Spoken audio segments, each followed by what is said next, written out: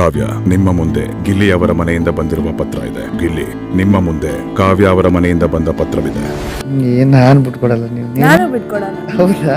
ಗಂಡಿಗೆ ಚಟ ಇರಬಾರ್ದು, ಹೆಣ್ಣಿಗೆ ಹಠ ಇರಬಾರ್ದು ಅಂತಾರಲ್ಲ. ಈಗ ಚಟ ಇದೆ, ಅದಕ್ಕೆ ನನಗೆ ಹಠ ಇದೆ. ನೀವು ನಿಮ್ಮ ಮುಂದಿರುವ ಪತ್ರವನ್ನ ತೆಗೆದುಕೊಂಡು ಹೊರಬರಬಹುದು.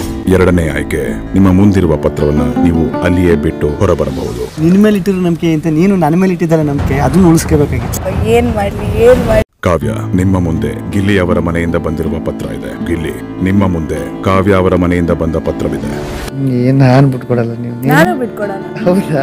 ಗಂಡಿಗೆ ಚಟ ಇರಬಾರ್ದು, ಹೆಣ್ಣಿಗೆ ಹಠ ಇರಬಾರ್ದು ಅಂತಾರಲ್ಲ. ಈಗ ಚಟ ಇದೆ, ಅದಕ್ಕೆ ನನಗೆ ಹಠ ಇದೆ.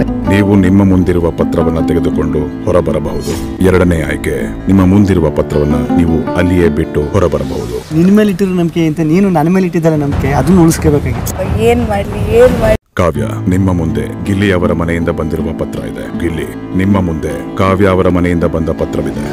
ಏನ್ ನಾನ್ ಬಿಟ್ಕೊಡಲ್ಲ. ನಾನು ಬಿಟ್ಕೊಡಲ್ಲ. ಹೌದಾ?